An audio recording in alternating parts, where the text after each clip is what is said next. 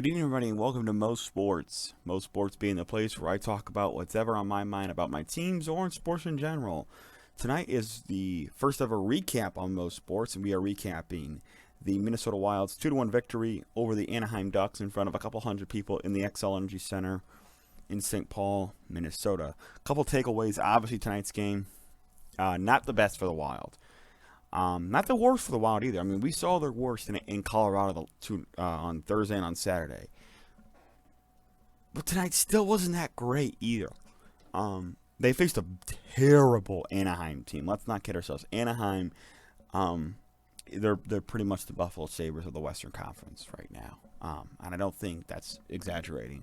It was just the Wild were in a lull, it seemed, for the first 40 minutes. Then, right around when Ryan Suter scored the power play goal in the second period, late in the second period, of that matter, a switch turned, and we saw the Wild skating really well, kind of getting back to what we saw them before the trip out to Colorado. Cam Talbot, he was solid tonight, and he's been solid at home pretty much all season. In his 6 home starts this season, Cam Talbot is 5-0 with 1 no decision due to injury, a 1.31 goals against average, and a 9.49 save percentage.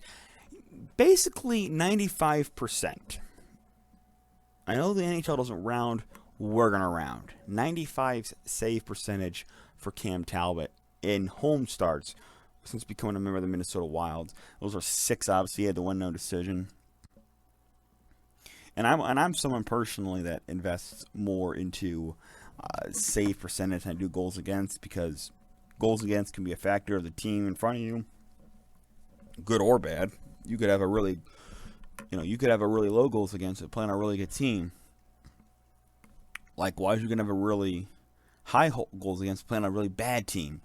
So save percentage to me has always been the bigger indicator of a goalie's talents. If you're looking for people who were stars tonight, Nick Bjugstad, Nico Sturm, Carson Soucy all played really good games. But the one has got to be Zach Parise. A lot has been made about Zach Parise this year. A lot. He's past his peak, of course. Dean Evason healthy scratched him a couple weeks ago. He benched him for a good chunk of the third period recently as well. This was Zach Parise's best game. And this game kind of got you back to Zach Parise of old. This is the kind of game that you go, okay, this is the Zach Parise we want to see. And let's be honest, Zach Parise is probably past his prime. He's going into his late 30s now. He's been playing, he was drafted in 2004, so he probably is about done.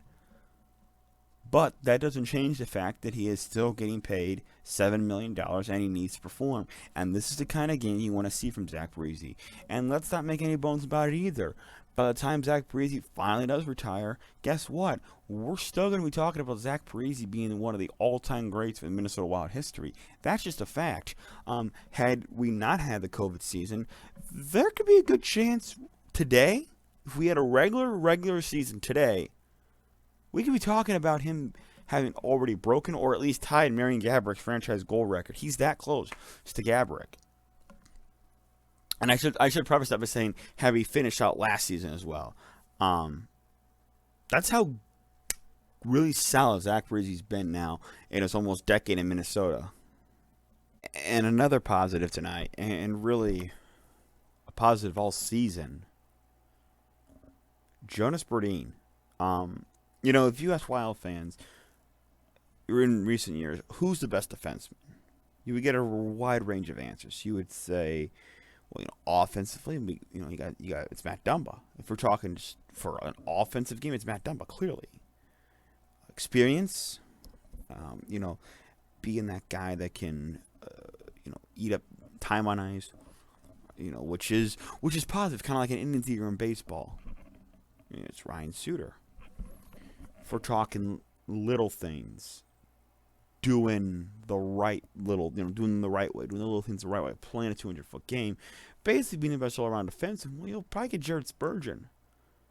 The best stay-at-home defenseman, well, that's clearly Jonas Brodin.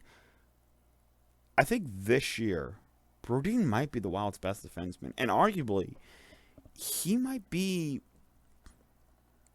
excluding goaltending, he might be the second best player on the Wild this year, behind Kirill Kaprizov. I was making an argument for Fiala being up there, but you gotta give Brodin his just dues. You gotta give him credit. He has been one of the best players on the ice for the Wild this season. Another great game tonight.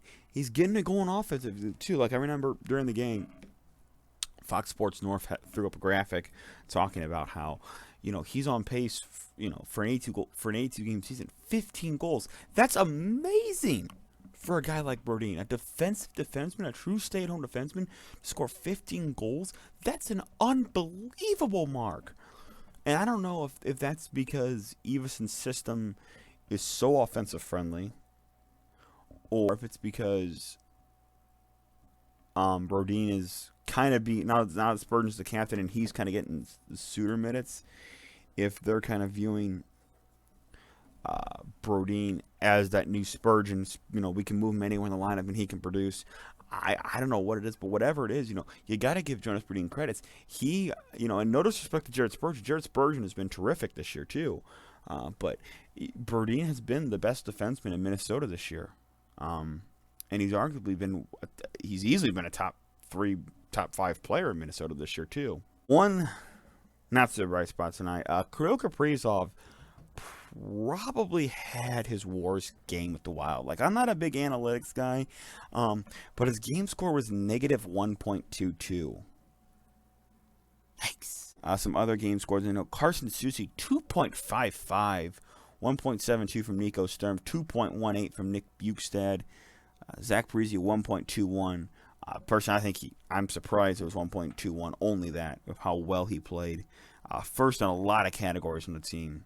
And if you're looking for, other things to note when we talk about the game scores, just putting them all on a chart.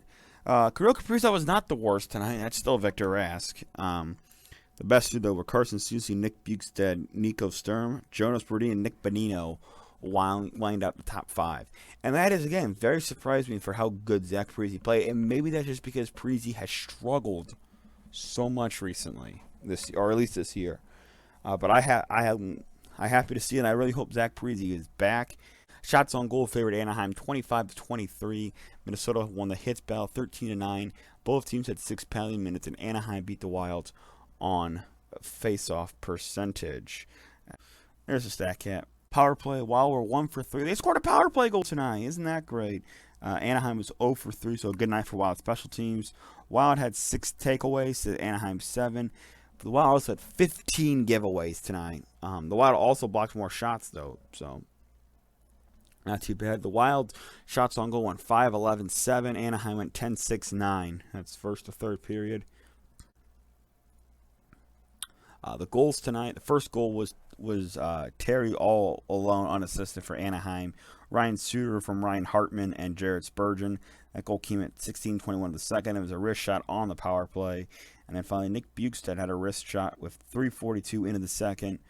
That goal coming from Carson Soucy and Nico Sturm. 3 stars of the game. Ryan Suter is tonight's 3rd star. Nick Bjugstad the 2nd star. Jonas Brodin the 1st star.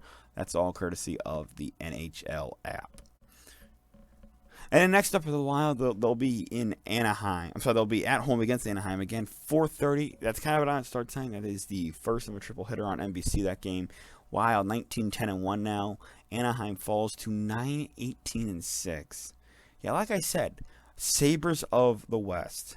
Again, not the kind of game you necessarily want to see, but the Wild got the win nonetheless.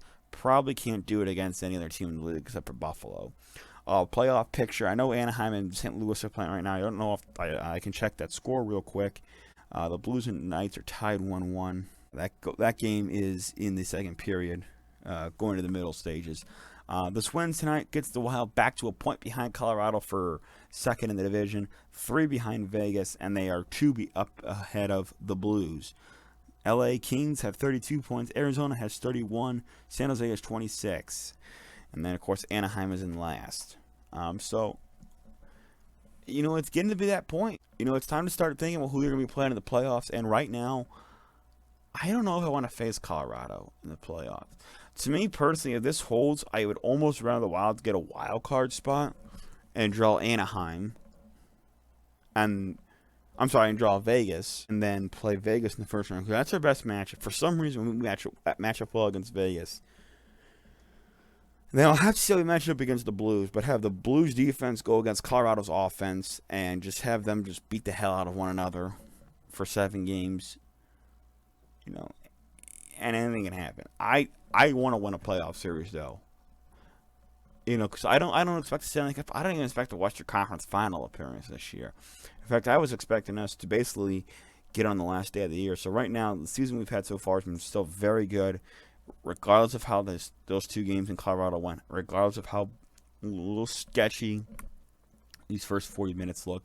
This has still been a really good season for the Wild. So you know, I would just love to win a playoff series. You know, it feels like it's been so long, and a lot of it just because the Wild have just had some really rotten luck. You think of the last 3 times they've been to the playoffs. Lost to Dallas. That was the other Wild can't score. They ran into an offensive juggernaut in Dallas. And about what is expected happened. Dallas just outscored them every game. Played the Blues, ran into a hot goalie. That was probably us. But then you play Winnipeg, not a very physical Wild team going against the most physical team in the league. So they've just had some really crappy luck in the playoffs recently as to why they haven't won a playoff series since they lost to the Blackhawks in 6. I believe that was in Devin Dubnyk's 2nd year. So hopefully we can keep it going against Anaheim next game. That's again on Wednesday at 4:30 p.m. We'll have a recap for you.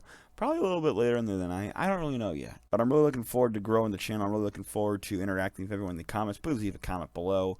And as always, let's go Wild.